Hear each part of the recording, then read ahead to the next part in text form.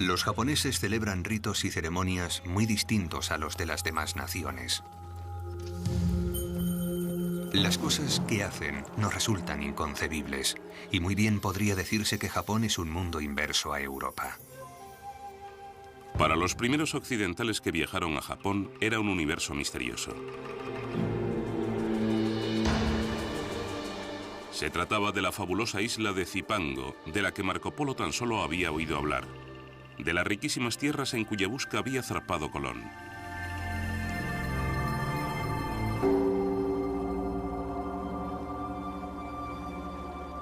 Cuando los portugueses arribaron a Japón en 1543, hallaron un país enzarzado en una guerra civil.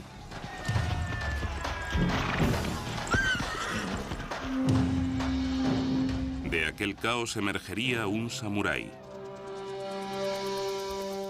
Fundaría un régimen tan pujante que perviviría durante más de 250 años.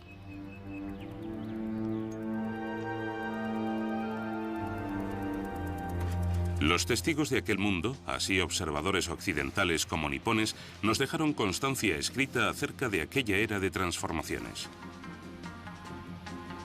Suya es la historia de una cultura floreciente, de sus rituales poéticos y de sus enconadas luchas por el poder. Es la epopeya del establecimiento de las rutas comerciales con Europa y de su posterior aislamiento de Occidente. Estas son las memorias del imperio secreto japonés.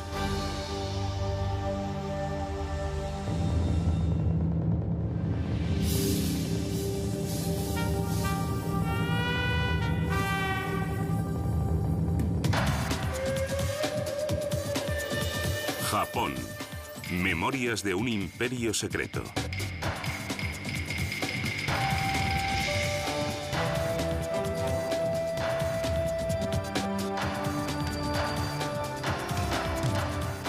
El camino del samurái.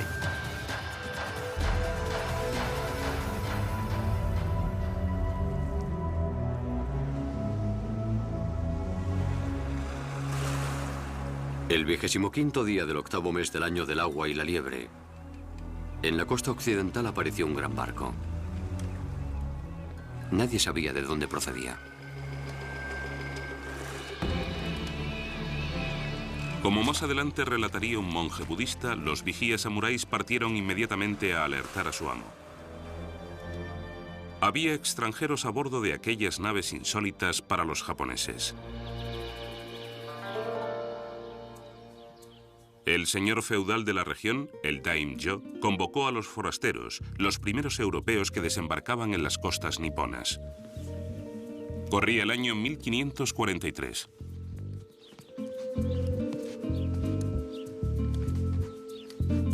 Cuando los mercaderes portugueses comparecieron ante él, al daimyo le intrigaron sus peculiares y extrañas armas.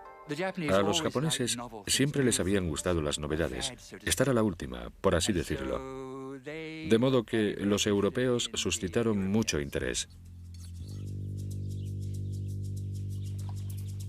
Al ver cómo los lusos derribaban un pato, el daimyo adquirió 2 armas y encargó a su espadero que le hiciese unas réplicas.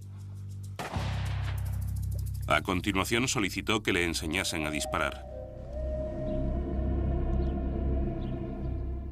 Aquellos pioneros europeos, sus armas y su religión acabarían acarreando unas consecuencias imprevisibles.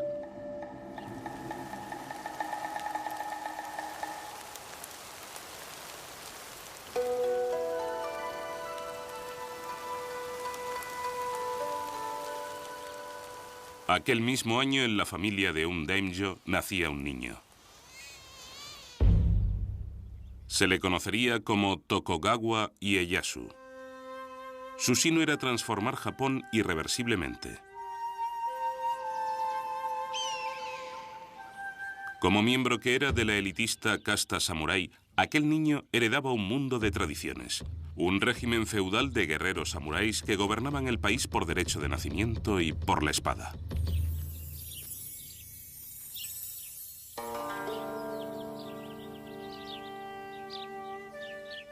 Al ser el hijo de un señor daimyo, Ieyasu pronto tendría que cambiar los juegos infantiles por los asuntos de la guerra.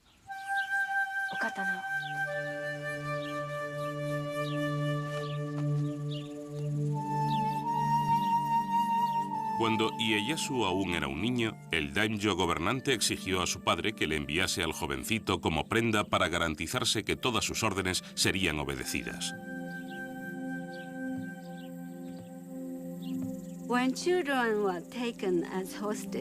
Que los niños fuesen rehenes no significaba que fuesen prisioneros. Era un aspecto más de las negociaciones políticas que conducían a la firma de alianzas.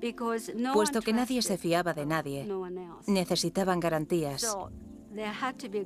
Y por ello, se tomaban rehenes.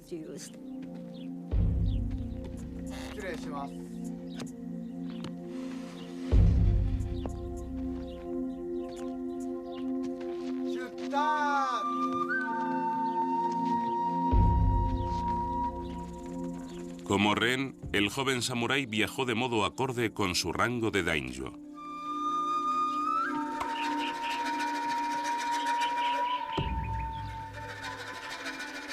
No podía imaginar el destino que le aguardaba. Tampoco suponía que jamás volvería a ver a su padre.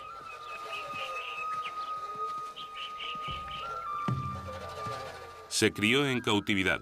Su vida era prisionera de los vaivenes de la guerra civil.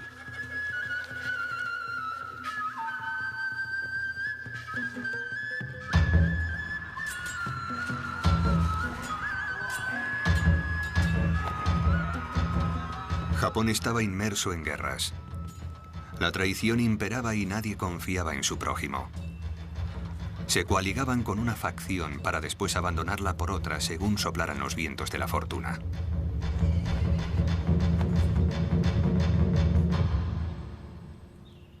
João Rodrigues, un espectador de tan azarosos tiempos, fue uno de los primeros portugueses que desembarcaron en tierras niponas. Llegó siendo un grumete de 15 años, aunque pronto se convertiría en misionero jesuita.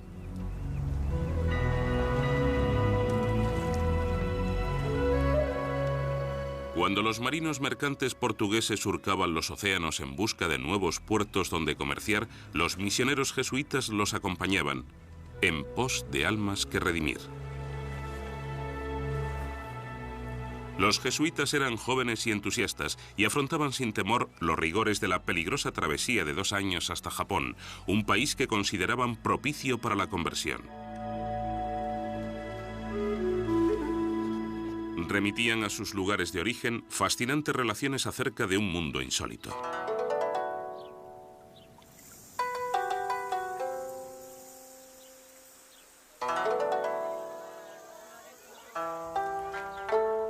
Todo es tan diferente y opuesto que no se parecen a nosotros en prácticamente nada.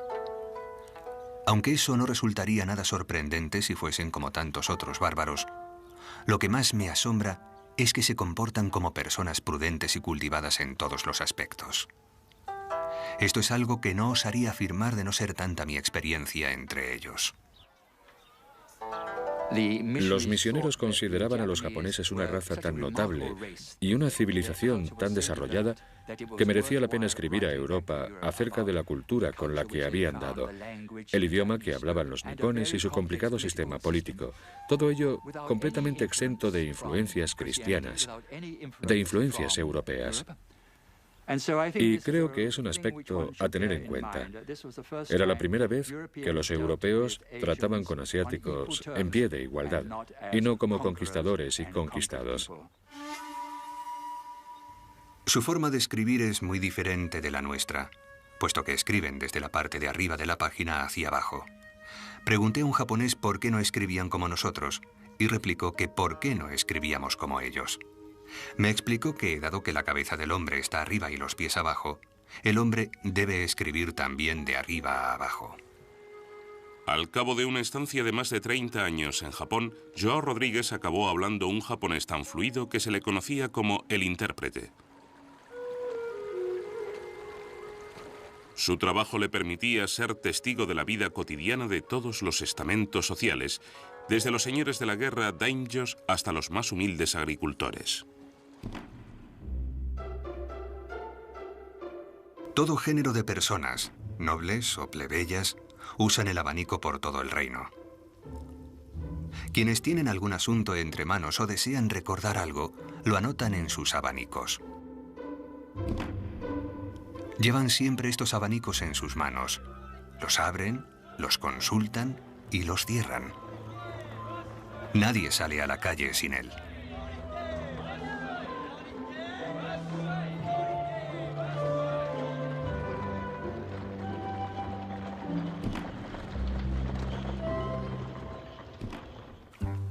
Los nipones, por lo que observó Joao Rodríguez, contemplaban a los europeos con igual fascinación. Se maravillaban enormemente de nuestras grandes y largas narices, de nuestras espesas barbas y de los cabellos rojos y rubios, y consideraban tales cosas otros tantos defectos. Los llamaban los bárbaros del sur, que no es una definición muy halagadora. Sus hábitos alimentarios eran muy distintos. Los japoneses eran muy correctos y comían con palillos. Por aquel entonces, lo normal era que los europeos comiesen con tan solo un cuchillo y los dedos. Además, por supuesto, la mayoría de los japoneses se bañaban diariamente, mientras que me temo que los europeos de la época podían pasarse meses y meses sin tomar un baño. Así que, hasta cierto punto, se merecían el epíteto de bárbaros. No obstante su reputación, los jesuitas estaban decididos a permanecer en Japón. Nuestro único afán era predicar y proclamar la ley del Creador. Aunque hubiese un solo japonés cristiano en todo el país, cualquier misionero se pasaría aquí toda su vida por el bien de esa persona. Aquellos hombres eran muy celosos y las condiciones eran bastante favorables para la conversión al cristianismo. En épocas de matanzas, revueltas, luchas, batallas, gran número de muertes, obviamente la gente tiende a pensar en la otra vida. En poco más de 50 años, aquellos misioneros fundaron más de 200 iglesias católicas, principalmente en el Japón meridional, y convirtieron a 250.000 de nipones.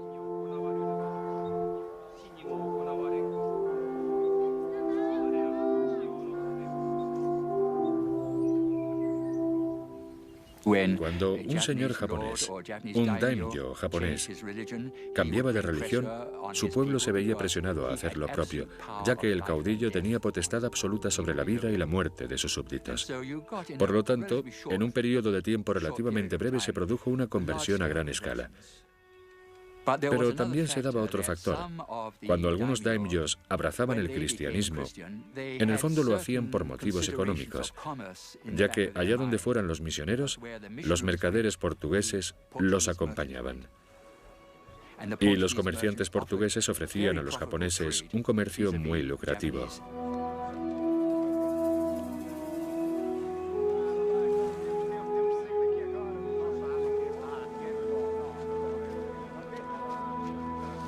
El comercio y la religión entrecruzados.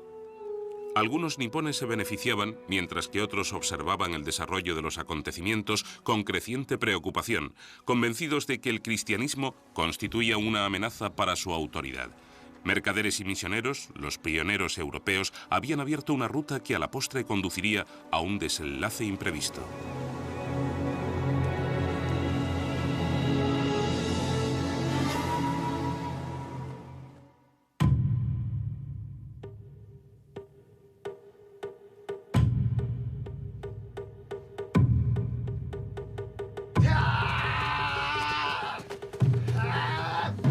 Resistir los rigores de una instrucción interminable.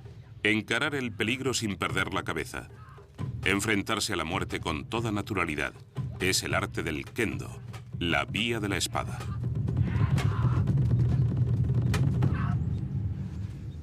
Los maestros espadachines instruyeron al joven samurái en las técnicas de la esgrima y las tradiciones del código de honor del samurái. Tal sería la educación que recibiría el adolescente Ieyasu pese a su condición de rehén. Cuando se tomaba un rehén de cierta categoría, lo habitual era tratarlo muy cordialmente y brindarle una formación como la que recibiría en su propia casa.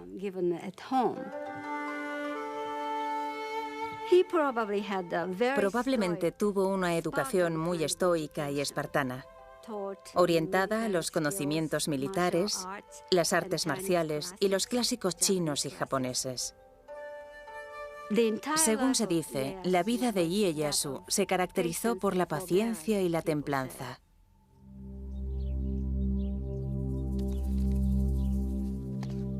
El joven prisionero Tokugawa Ieyasu aprendería lo que significa ser un samurái. Adopta una postura con la cabeza erguida, ni inclinada, ni alzada, ni ladeada. No gires los ojos ni permitas que parpadeen, sino entórnalos ligeramente. Tensa el abdomen y no inclines la espalda. Un legendario espadachín, Miyamoto Musashi, inmortalizaría el modo de vida de los samuráis en un texto clásico, el Libro de los 5 Anillos. Era una guía de estrategia. Su filosofía se adoptó ampliamente en Japón y pervive aún hoy en día. En todas las formas de estrategia, es necesario que mantengas la posición de combate en todos los aspectos de tu vida y hacer que la posición de combate sea tu actitud cotidiana.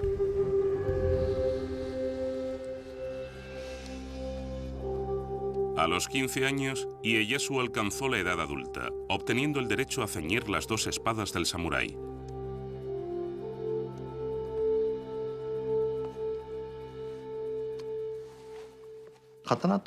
La espada era el símbolo de la casta samurái. Solo los samuráis tenían permitido llevar 2 espadas, una larga y otra corta. El samurái con esas 2 espadas gobernaba a los campesinos y a los comerciantes. Naces para ser samurái. Es una responsabilidad. Entre las responsabilidades del samurái se contaba llevar siempre encima la espada para impartir justicia. Si alguien no te trataba como es debido, tu deber era matarlo. Aún así, ningún samurái salía sin espada. Y si lo sorprendían sin ella, podían sancionarlos por no cumplir con su deber. Aunque la casta samurái comprendía menos del 10% de la población, su presencia destacaba enormemente, hasta el punto de que los misioneros, en sus escritos, consideraban a los samuráis representativos de toda la sociedad nipona. Van armados con una espada y una daga tanto en casa como fuera, y las guardan bajo la almohada mientras duermen. En toda mi vida había conocido gentes tan dependientes de sus armas. Son muy belicosos y siempre están enzarzados en guerras. De tal modo que el hombre más capaz llega a ser su más poderoso señor. Respetar y defender este ideal no era privativo de los hombres. Las mujeres samuráis también se adiestraban a fin de proteger a su familia. Para las esposas e hijas de los samuráis, lo más importante era no olvidar jamás el honor y el orgullo que suponía ser la mujer o la hija de un samurái. Estaban preparadas para suicidarse en caso de necesidad, para no padecer la vergüenza de ser deshonradas por sus enemigos.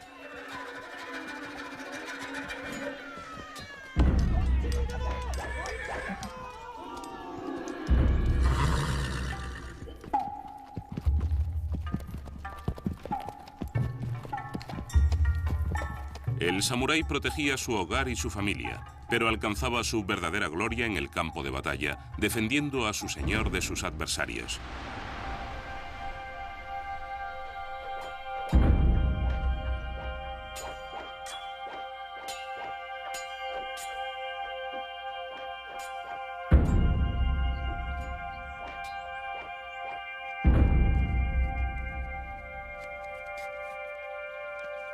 El samurái se vestía esmeradamente para el combate. Las telas finamente bordadas y el cuero daban sensación de elegancia, de fragilidad incluso. Oculta quedaba la coraza de láminas de acero entretejidas. Al igual que su armadura, la refinada apariencia del guerrero encubría su impenetrable fuero interno. Esta ética preservada en los escritos de los samuráis preparaba al combatiente para encarar la vida y la muerte honorablemente.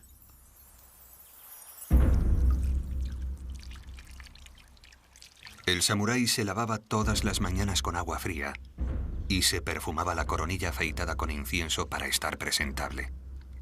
Estaba listo para morir luchando en cualquier momento.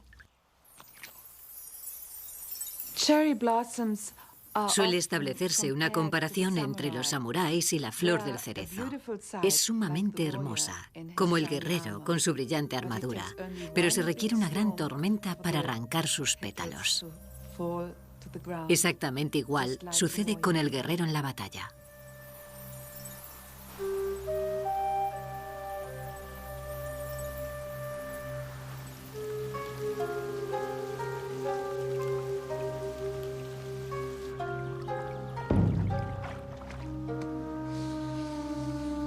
Para el samurái, tan importante como saber cómo matar era saber cómo y cuándo morir. En el campo de batalla, sobre todo en los últimos momentos de tu vida, tienes que demostrar tu control. El control de tu cuerpo, el control de tu destino, de tu sino. Es la vindicación, la manifestación de tu fortaleza interior. Así que en esos últimos momentos debes consumar tu muerte. El seppuku o harakiri es el ritual del suicidio practicado por los samuráis. El guerrero samurái llevaba dos espadas a la cintura, una larga y otra corta. La espada corta servía para abrirse el vientre de un tajo. ¿Por qué iba un samurái a abrirse el abdomen? Pues los japoneses, sobre todo los samuráis, creían que el corazón estaba en el vientre. Pensaban que la pureza o la impureza de su corazón se revelaría al destriparse a sí mismos. Desde el recitado del poema de la muerte hasta el postrer impulso de la daga, el seppuku es una ceremonia de suicidio que garantiza una muerte honrosa.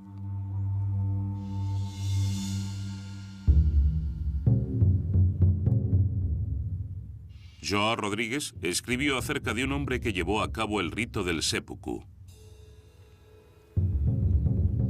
El samurái, vestido con el acostumbrado kimono blanco, solemnemente y con gran dignidad subió a una tarima.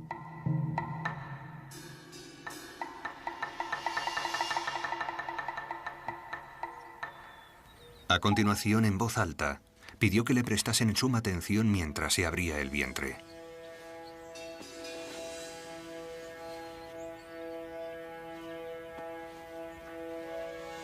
Se sentó, redactó su testamento lenta y calmadamente, pidiendo a su señor que cuidase de su hijo y de su familia, ya que él iba a morir para responder por su honor.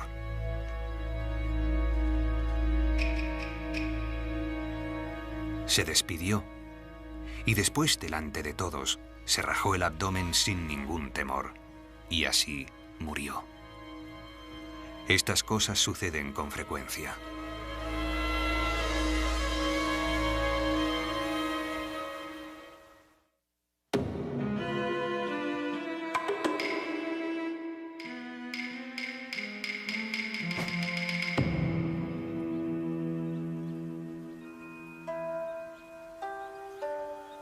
En todo hay que actuar con oportunidad. La oportunidad de la estrategia no puede dominarse sin una gran cantidad de práctica. El guerrero debe obrar oportunamente en todo momento de su vida, en su auge y en su declive, en su armonía y en su discordia. Tales son los eternos principios que encauzan la vida del guerrero samurái. La paciencia de Tokugawa Ieyasu a la hora de maquinar una táctica llegó a convertirse en su arma más poderosa. Ya tenía 18 años, estaba casado y tenía 2 hijos. Sin embargo, continuaba siendo rehén del daimyo gobernante.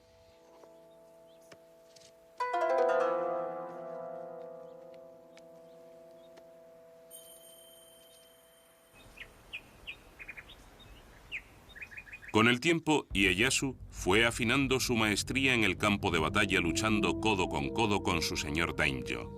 Cuando su amo murió en combate, Ieyasu recuperó por fin la libertad de decidir sobre su propio destino. En un momento dado, Ieyasu se vio en la situación de tomar la decisión de quedarse o no con la familia que lo había tenido retenido. Pero en ningún momento olvidó su ambición de regresar a la fortaleza de donde procedía, de recobrar los dominios de sus antepasados, ampliarlos. y regresar con sus deudos, que lo aguardaban lealmente.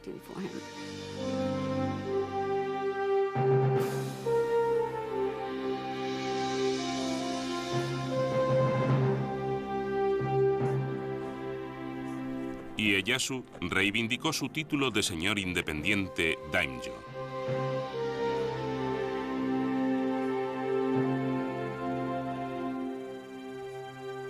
Regresó al feudo familiar. Ahora podía luchar por su propia causa, por su pueblo.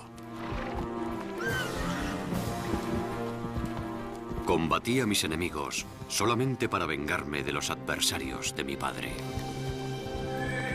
Porque estaba convencido de la rectitud de mi intención de socorrer a mi pueblo y pacificar el país. Los años de cautiverio habían exacerbado su disciplina. Siguiendo fielmente sus enseñanzas de samurái, tramó escrupulosamente su estrategia. En un lance crucial, Ieyasu se coaligó con el hombre que había matado a su señor daimyo, Oda Nobunaga.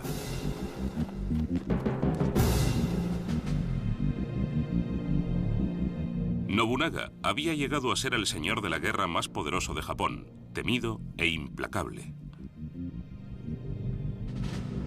El jesuita João Rodríguez documentó la campaña militar emprendida por Nobunaga a fin de unificar Japón. Nobunaga fue el primero que comenzó a abrirse paso por el espeso bosque de las guerras y las discordias de Japón. Sometió a medio país y el terror que inspiraba convenció a la otra mitad para obedecerlo en todo.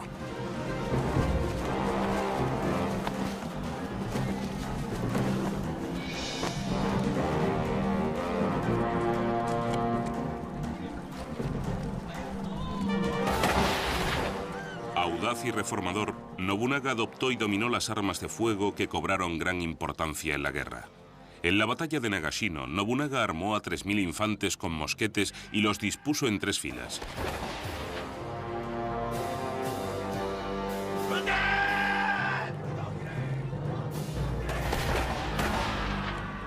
Cuando atacaron los 10.000 soldados enemigos, los mosqueteros de Nobunaga abrieron fuego sucesivamente, diezmando así al ejército rival.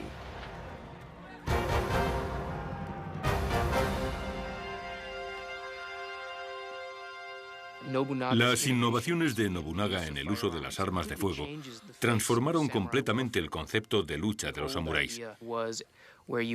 Antiguamente imperaba la idea de que 2 samuráis se encaraban en el campo de batalla. Se gritaban su nombre, su linaje y su procedencia. En ocasiones alguno se adelantaba, se situaba frente a las tropas y desafiaba a otro a acercarse a él y derrotarlo. Por lo tanto, era algo muy varonil. Estaba imbuido del ideal del valor.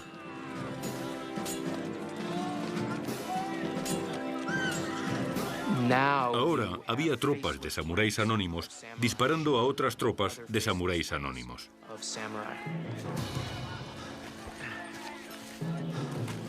Nobunaga continuó acumulando poder hasta que una noche, una traición urdida en su círculo de íntimos lo cogió desprevenido.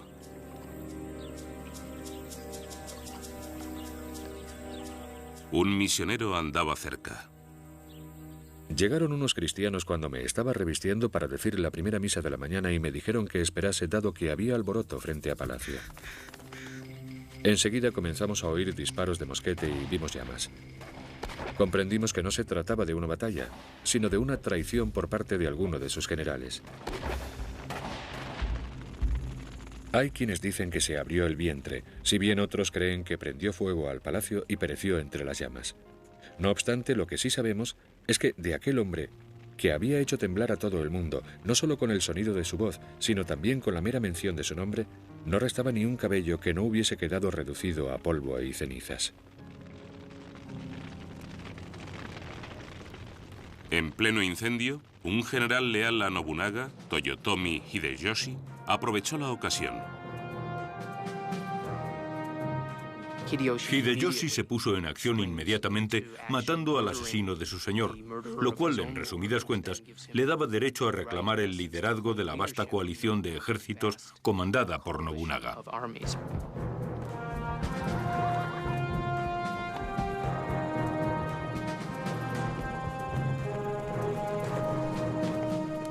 Ieyasu observaba a distancia.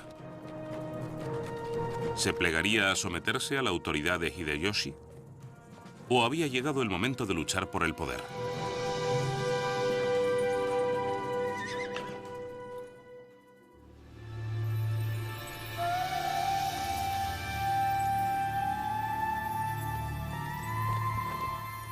Nobunaga, Hideyoshi y Tokugawa Ieyasu. Estos son los hombres que pondrían fin a las brutales guerras civiles. Pasarían a la historia como los unificadores de Japón. En Japón se narra una leyenda que explica el carácter de los tres unificadores. Nobunaga, Hideyoshi e Ieyasu están contemplando un cuclillo, esperando que cante. Pero el pájaro no canta. Así que Nobunaga dice: pajarito, si no cantas te mataré.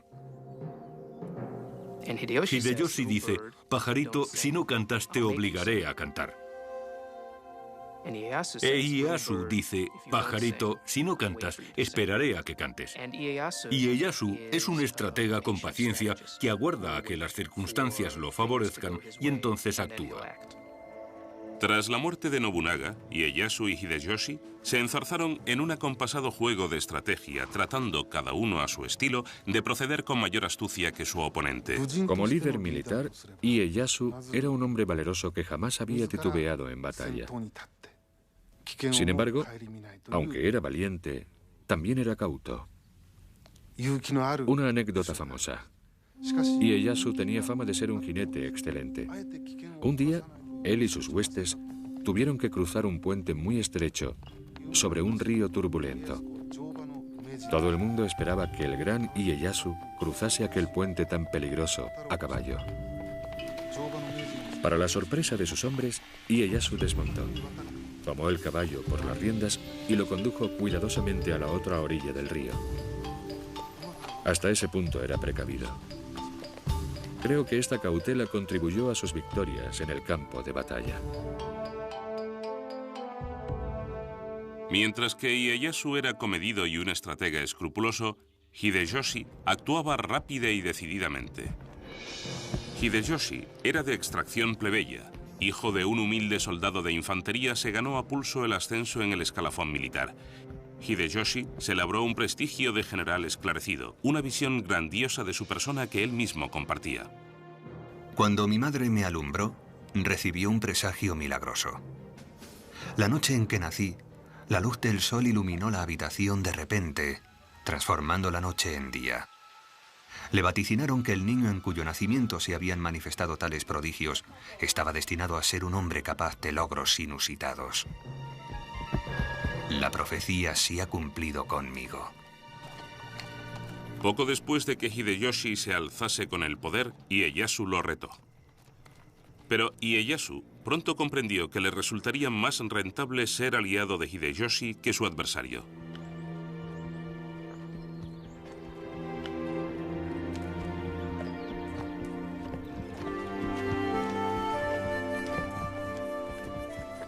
Hideyoshi recompensó a Ieyasu por su lealtad con un inmenso señorío y le ordenó que fundase su cuartel general en la remota villa pesquera de Edo, a casi 500 kilómetros del castillo de Hideyoshi en Osaka.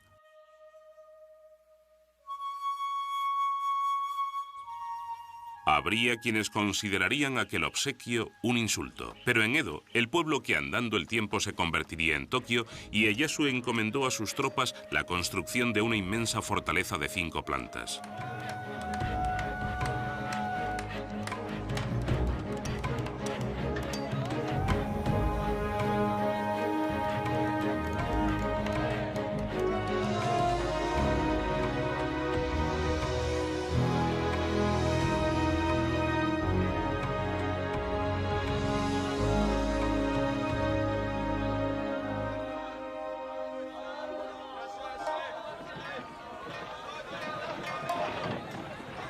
Intramuros de la ciudad de Osaka, Hideyoshi se afanaba en la fortificación de su propio alcázar.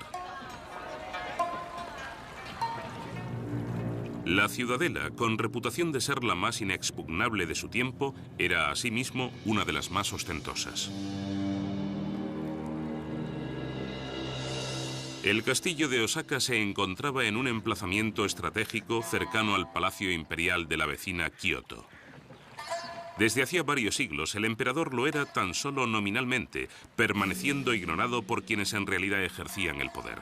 Mataba el tiempo con los cotilleos de la corte, la caligrafía y la poesía. En tiempos de Ieyasu, la corte sigue careciendo de autoridad. No obstante, solo ella tiene potestad para nombrar al shogun. De modo que, en última instancia, y en un sentido fundamentalmente simbólico, la corte aún ejerce un arbitrio. Por ese motivo, todos los señores de la guerra tienen los ojos puestos en Kioto. Debes lograr que el emperador reconozca que eres el combatiente más vigoroso del campo de batalla.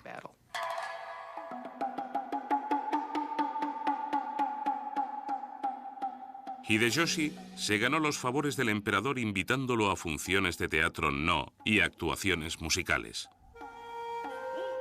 Sin embargo, el emperador no honraría a aquel guerrero de origen plebeyo con el título de shogun. Ieyasu jamás había renunciado a su ambición de poder. Ofreció al emperador algo más que invitaciones. Concertó el matrimonio de una de sus nietas con el hijo del emperador. Todos los señores feudales japoneses se servían de sus familias para cimentar alianzas. Casabas a tus hijas o a tus hijos. Lo que hizo Ieyasu en particular fue tener un gran número de hijos a los que utilizar para sus fines. Podía aprovecharlos para sustentar su naciente gobierno. Les otorgaba la condición de caudillos militares independientes para luego recurrir a su ayuda.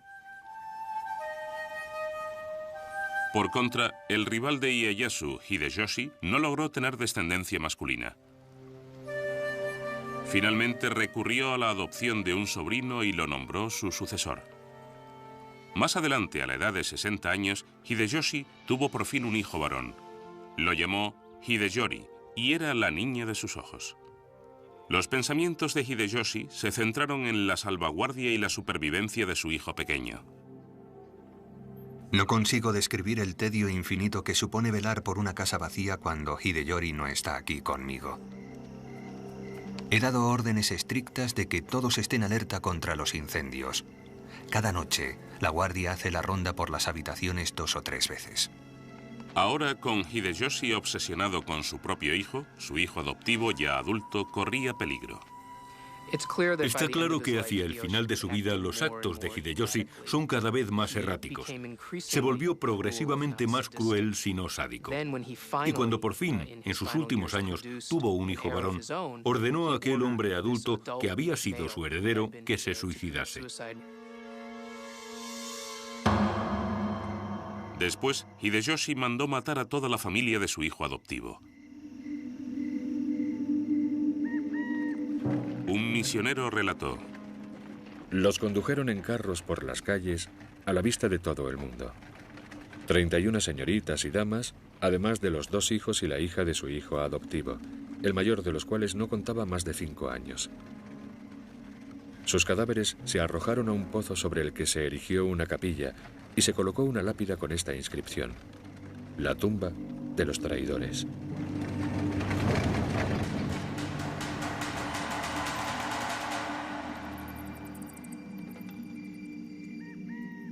Poco después, la salud de Hideyoshi comenzó a declinar. Escribió su poema fúnebre. Ah, como el rocío sucumbo, como el rocío me desvanezco. Incluso la fortaleza de Osaka es un sueño dentro de un sueño. A continuación, Hideyoshi mandó llamar a Ieyasu y a 4 de los daimyos más poderosos a su lecho de muerte. Los nombró padrinos de Hideyori, su hijo de 5 años, su sucesor y el porvenir del gobierno nipón.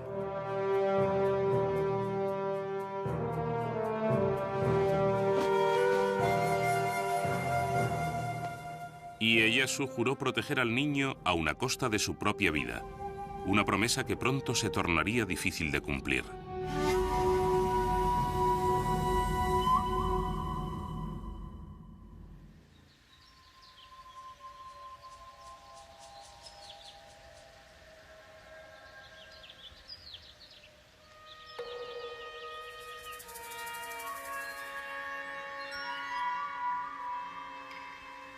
Se dice que la guerra es una maldición. Se recurre a ella solo cuando es inevitable. Sin embargo, en tiempos de paz no se debe olvidar la posibilidad de levantamientos. Ieyasu estaba en guardia. Los daimyos, temerosos de su creciente poderío, comenzaron a conspirar contra él. Los dominios de Ieyasu ya se extendían por la mayor parte de Japón. Estaba dispuesto a conservar sus posesiones y a ampliar la base de su poder. Uno de los apodos de Ieyasu era el Viejo Tejón, y es un reflejo de su habilidad, así como de su célebre capacidad para esperar.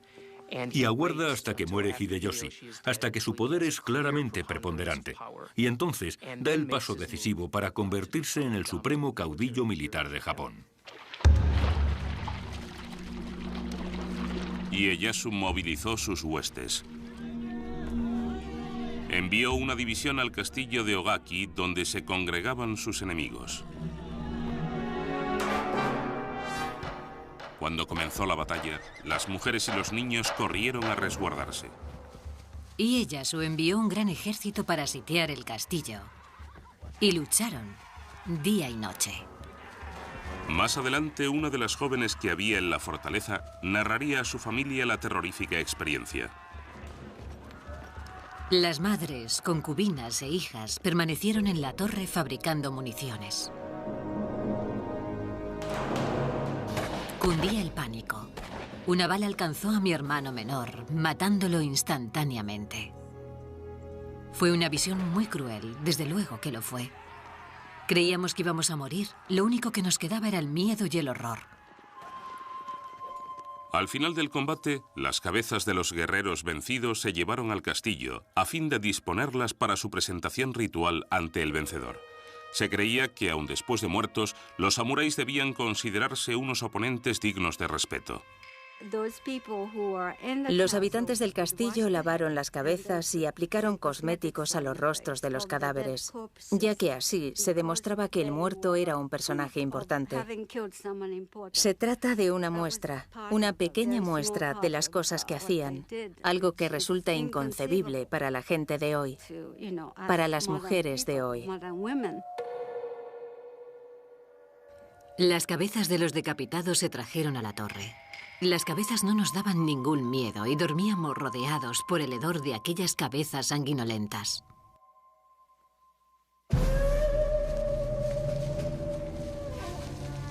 Tras la victoria del castillo de Ogaki, las tropas de Ieyasu partieron en busca de los daimyos rebeldes y sus ejércitos.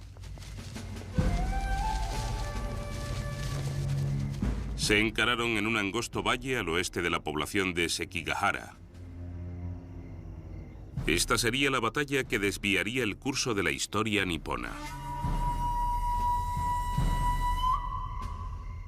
Ieyasu estableció su cuartel general en la cima de una colina que dominaba el valle y aguardó toda la noche la llegada del resto de su ejército. Al alba, el médico personal de Ieyasu anotó apresuradamente en su diario: Chispea. Una densa niebla cubre el valle. No se ve nada. Apenas si se distinguen los pendones enemigos. A lomos de caballo, Ieyasu, nuestro señor, ha señalado su posición. Calcula que se encuentran a unos 4 kilómetros. Ieyasu estaba en inferioridad numérica. Se enfrentaba con 50.000 hombres a los 80.000 de sus contrincantes. Aguardaba a que arribase su hijo con refuerzos.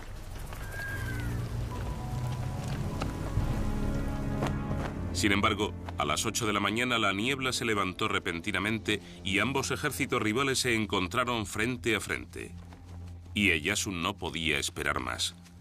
Reagrupó sus huestes y, según se dice, les ordenó cargar con su célebre grito de guerra. Solo hay dos maneras de regresar del campo de batalla: con la cabeza de un enemigo o sin la tuya.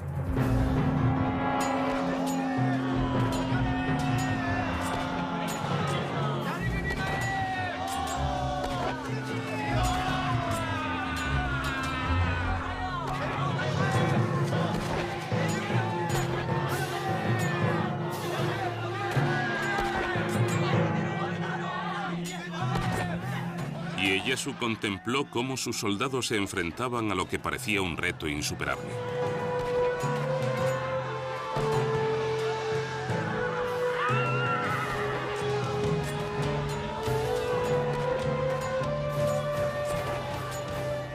Inopinadamente cambiaron las tornas. Varios daimyos enemigos y sus ejércitos, convencidos de que Ieyasu acabaría venciendo, hicieron defección y se sumaron a las fuerzas de Ieyasu. Hacia las 2 de la tarde, la mesnada de Ieyasu había derrotado a las legiones insurgentes. La victoria de Tokugawa en Sekigahara puso fin a las guerras civiles y marcó el inicio de una nueva era.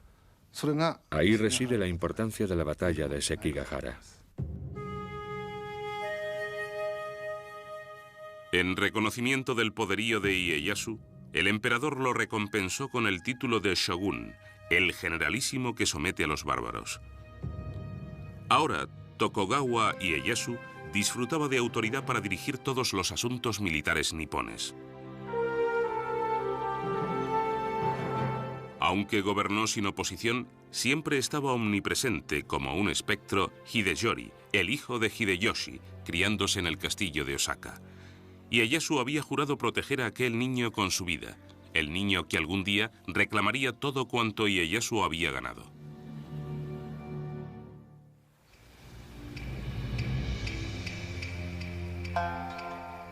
Cuando el joven Hideyori se acercaba a la mayoría de edad, un daimyo advirtió: aunque es el heredero de Hideyoshi, Ieyasu jamás le permitirá gobernar Japón. Tarde o temprano, algún personaje ambicioso promoverá una revuelta en su nombre.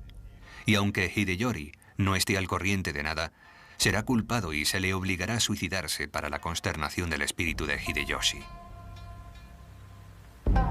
La dinastía Tokugawa carecía del derecho divino para gobernar Japón. Dirigieron el país por ser los más poderosos, por ser los más ricos, por tener los mayores ejércitos, pero les faltaba el derecho divino. Y había muchos daimyos muy poderosos, especialmente en el oeste, los daimyos cristianos. Por lo tanto, de existir algún movimiento filosófico o político capaz de aunar a todos aquellos daimyos en una coalición contra el clan Tokugawa, resultarían muy peligrosos. Tokugawa no toleraba disensión alguna. Expulsó a muchos de los misioneros extranjeros, João Rodríguez entre ellos. Ieyasu quería librarse de todas aquellas influencias extranjeras que no hacían más que enturbiar las aguas, complicarle la vida. Incluso ordenó a los japoneses suspender todas sus actividades cristianas. Aún así, continuaba enfrentándose a la única auténtica amenaza para su poder, el joven Hideyori. Cuando Hideyori llega a la edad adulta, Ieyasu no puede seguir ignorándolo. Es un peligro por el mero hecho de existir. Es el legítimo sucesor de Hideyoshi. Ieyasu está obligado a protegerlo hasta su mayoría de edad. Pero constituye un riesgo intrínseco para la legitimidad del shogunato de Tokugawa. Ieyasu llegó a una conclusión. Ya no podía mantener la promesa de amparar al hijo de un aliado muerto. Ieyasu decidió batallar una vez más. Obviamente sería un nuevo momento decisivo. Los numerosísimos samuráis que se contaban por millares eran unos guerreros duros de pelar. Aún guardaban fidelidad a la familia de Hideyoshi. Y por supuesto eran leales a su hijo. De modo que se reunieron en el castillo de Osaka. Y el castillo de Osaka era una fortaleza muy robusta. Se consideraba inexpugnable.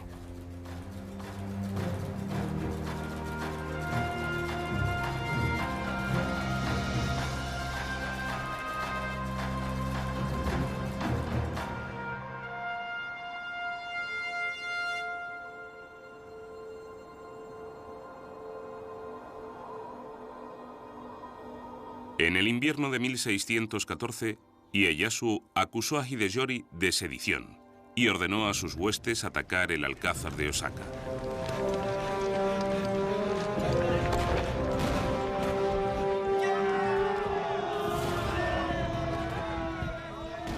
Los partidarios de Hideyori, cerca de 100.000, se hicieron fuertes y resistieron el embate.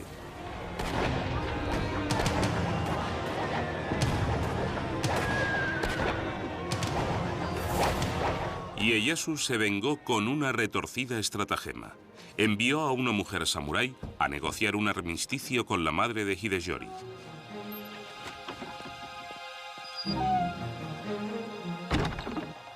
Ieyasu le ofreció un refugio seguro para la guarnición de Hideyori a cambio de que renunciase a ulteriores rebeliones contra su gobierno.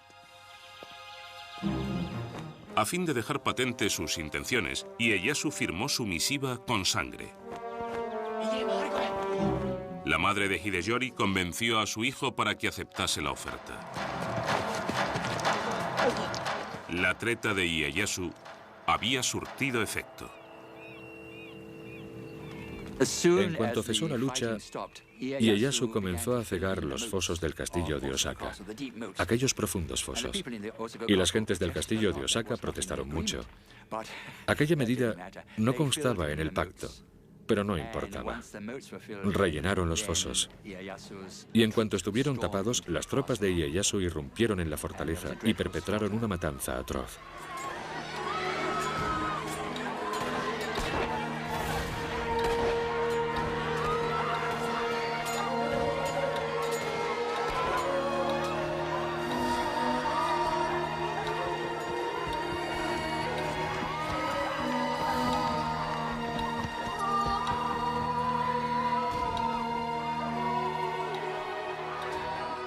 Millares de soldados vencidos, mujeres y niños huyeron de la ciudadela.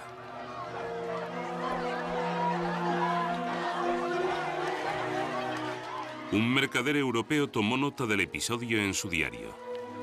Hoy hemos tenido noticias de que Ieyasu ha tomado la fortaleza de Osaka y ha desbaratado el ejército de Hideyori. Dicen que el asedio de la Alcazaba ha costado unas 100.000 vidas y que no se ha encontrado un solo cadáver que conservase la cabeza. Todos habían sido decapitados. Los soldados de Ieyasu incendiaron el castillo.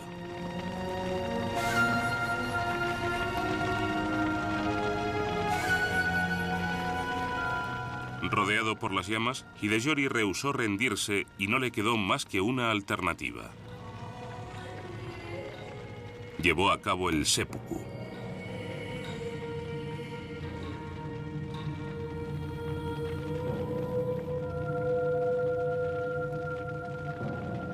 Había un gran problema para matar a Hideyori, y era que Ieyasu estaba obligado a protegerlo. Fue una estrategia muy realista y cruel, pero él quería fundar una dinastía que perdurase a lo largo de los siglos. Hay razones para creer que Ieyasu lamentó sinceramente el haber causado la muerte del hijo de su antiguo señor. Se dice que Ieyasu expió su culpa copiando 10.000 veces el nombre de Buda en rollos de pergamino.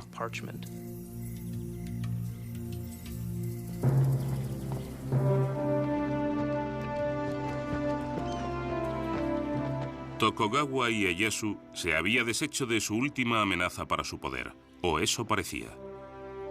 No obstante, no todo el mundo se encontraba bajo su dominio. Estaban los comerciantes occidentales, a los que apreciaba a pesar de no fiarse de ellos, y los cristianos, a quienes tenía por un peligro. Tokugawa Ieyasu había ganado las guerras, pero su lucha por controlar el destino de Japón no había hecho más que empezar.